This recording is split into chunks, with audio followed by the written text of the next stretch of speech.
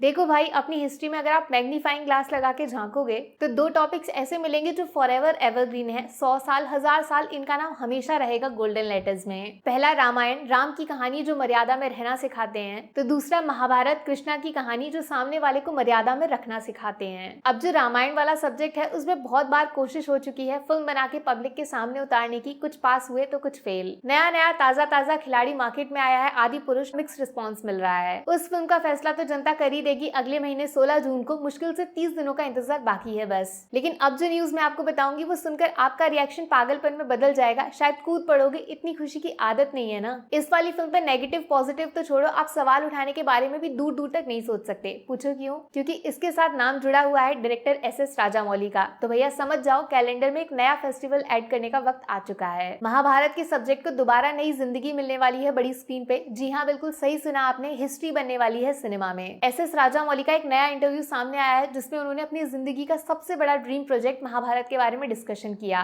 सबसे बड़ी बात जो पूरी ईमानदारी से उन्होंने बोली कि वो अभी पूरी तरह तैयार नहीं है महाभारत पे काम करने के लिए। अभी उनको और ज्यादा एक्सपीरियंस चाहिए ऐसे बड़े हैवी इंपॉर्टेंट टॉपिक को पब्लिक के सामने उतारने के लिए। अभी जस्टिस करना मुश्किल है। RRR हो या फिर बाहुबली या फिर मगध हीरा, इन सब फिल्मों से वो कुछ ना कुछ सीखते जा रहे हैं जो आगे चल के ड्रीम प्रोजेक्ट में काम आएगा। उन्होंने ये बात भी साफ साफ बोली कि कम से कम 1 साल तो उनको सिर्फ महाभारत के बारे में रिसर्च करने पे खर्च करना पड़ेगा। अगर आपने भी थोड़ा बहुत इस सब्जेक्ट के बारे में पढ़ा है तो समझ ही गए होगे महाभारत के अंदर कितने सारे इंपॉर्टेंट कैरेक्टर्स हैं। वैसे तो हर एक कैरेक्टर पे पूरी फिल्म बन सकती है, इतनी ज्यादा डिटेल्स छुपी हुई हैं पास्ट हिस्ट्री में, दिन रात पढ़ सकते हो। ऐसे में अगर महाभारत को किसी फिल्म की शक्ल में उतारना है तो क्या दिखाना जरूरी है और क्या स्किप किया जा सकता है, वो फैसला बहुत मुश्किल हो जाता है। इसीलिए राजामौली ने एक तीसरी इंपॉर्टेंट बात भी बताई कि अगर वो सच में इस फिल्म को बनाते हैं तो कम से कम 10 पार्ट जितनी डिटेलिंग करनी पड़ेगी इसकी। देखो, ओरिजिनली कुछ टाइम पहले जब ये मालूम हुआ था ना कि राजामौली महाभारत पे फिल्म बनाएंगे तो प्लान ये था कि 3 पार्ट्स में इसको रिलीज किया जाए। अभी तो देखो सिर्फ बातें चल रही हैं, फिल्म आने में अच्छा खासा वक्त लगेगा, तो फाइनल सीन क्या है वो तो तभी पता चलेगा। लेकिन एक बात सोचने वाली है, अगर सच में महाभारत बनती है तो इसमें कितने सारे एक्टर्स को कास्ट किया जाएगा।